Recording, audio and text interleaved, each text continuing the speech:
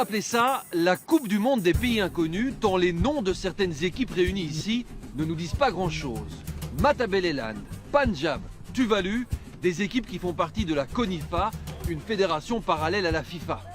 Ces régions et ces communautés revendiquent leur indépendance et à ce titre, elles estiment qu'elles aussi ont bien droit à leur Coupe du Monde. Vous l'aurez compris, l'événement ici va bien au-delà du rendez-vous sportif ou folklorique. Le message est également politique. Voyez le reportage que nous avons réalisé sur place avec Laszlo Bottiglieri et François Andreoletti. À la cantine de cette Coupe du Monde un peu particulière, on a du mal à trouver ses repères. L'impression de débarquer dans un monde parallèle. Punjab, Cascadia, Kabylie, Matabeleland, sans oublier les Coréens du Japon et le Tuvalu. À moins d'être un expert en géographie ou un anthropologue, on en perd son latin. Tous ces footballeurs font partie de la CONIFA, la Fédération des peuples sans État. Ils s'apprêtent à disputer l'autre Coupe du Monde. Disons-le d'emblée, vous ne trouverez pas ici des stades de 50 000 personnes et des footballeurs millionnaires. Tous sont amateurs et bénévoles. Seuls prévalent l'amour du sport et la fierté de défendre ses couleurs. Ici, dans le petit stade régional d'Enfield, en banlieue de Londres, a lieu la rencontre entre l'Abkhazie et les Chypriotes du Nord. Du coup, le merchandising s'est un peu adapté. Une aubaine pour le président du petit club local. C'est quand la dernière fois qu'Enfield a accueilli une Coupe du Monde? Never. First time. It's a World Cup on our doorstep. First time we've had a World Cup in this country since 1966. It's wonderful. Dans le public, bien entendu, on retrouve les diasporas des régions en lice pour cette Coupe du Monde. Et puis, certains curieux du quartier qui veulent en savoir plus sur ces équipes aux noms exotiques. Vous pourriez nommer certaines équipes du tournoi? Go on, Mark, help me out. We've got Tibet, Northern Cyprus, Matabeleland, yeah, there you go. I can't remember anyone else. Yeah, Punjab, that's one. That's like 4. Et vous saviez que ces pays existaient? Not really as countries, no. Pour les supporters de ces peuples sans État, qu'importe la notoriété locale, ce championnat est une fabuleuse opportunité.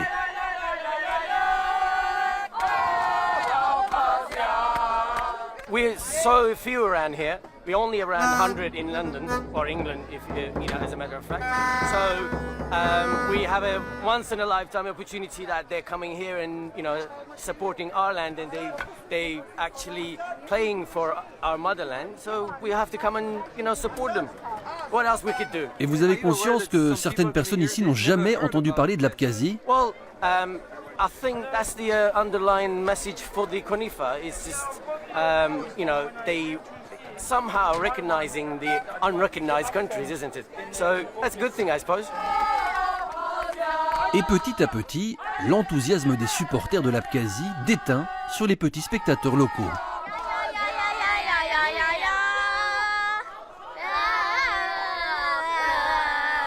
Vous connaissez l'Abkhazie? Et vous savez où cela se situe?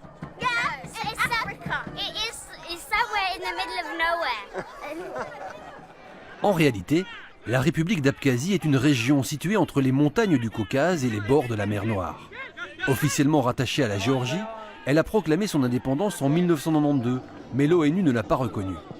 Résultat, ce genre de tournoi est la seule manière d'affirmer son identité sur la scène internationale.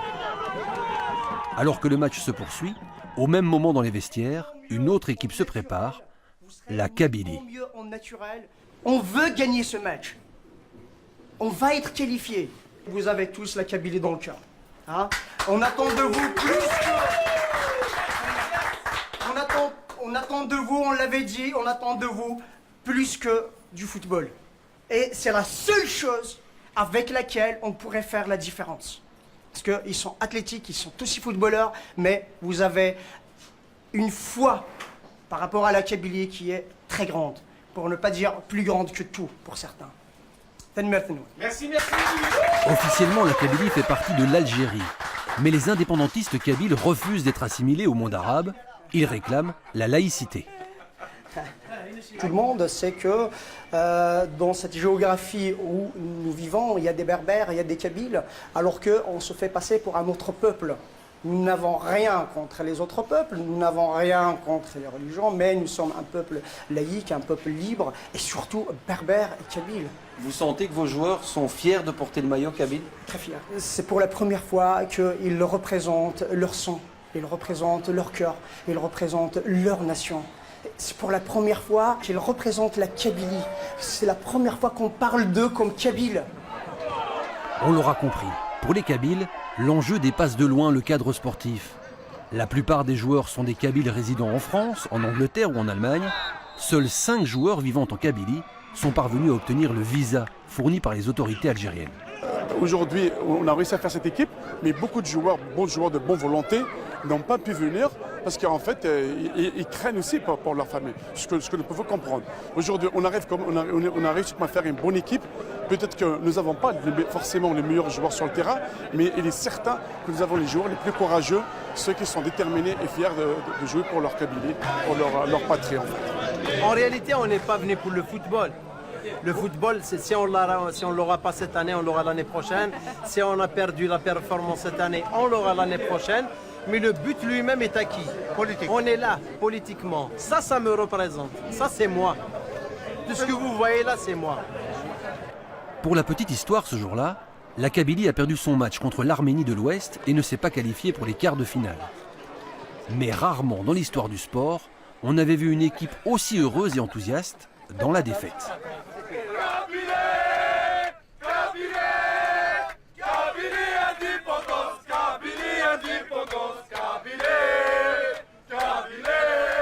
Si on est venu aujourd'hui pour défendre la Kabylie, c'est parce qu'il y a toujours cette rage et c'est ce sang kabyle qui coupe dans nos veines. Et aujourd'hui, on s'est réunis ensemble parce qu'on doit être l'exemple pour tous les Kabyles. On est 23, chacun vient un peu partout dans le monde et on a su se réunir pour atteindre un objectif.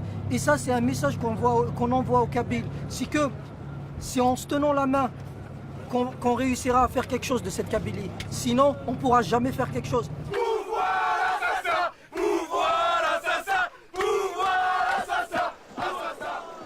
Non loin de là, un autre peuple sans État mesure l'aubaine qu'il a de jouer un match sous ses couleurs de cœur, le Tibet.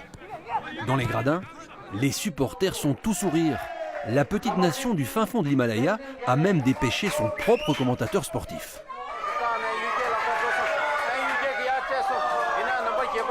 It's a very great joy, you know, and it's anything what you want in your life, you know, that our Tibet team is here in Konifa.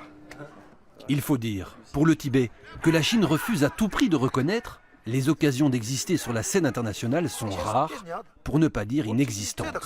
Because when was the last game in a country? This is the only sport that we have a national team for. So all our support goes in this one team. The people's dream to be here in the square, and that's the thing. I feel really glad and proud to be in the square. Vous pensez parfois aux gens qui sont restés là-bas au Tibet? Yeah, we think one day we'll play together and make our country proud, not only through the exiled peoples, but by gathering, playing together. À la Coupe du Monde des peuples sans État, pour de vrai, l'important est de participer. Défendre coûte que coûte ses couleurs, dans la défaite comme dans la victoire, sans préoccupation de contrat ou de sponsor. Et pour ça, la petite Coupe du Monde est sans doute la plus grande.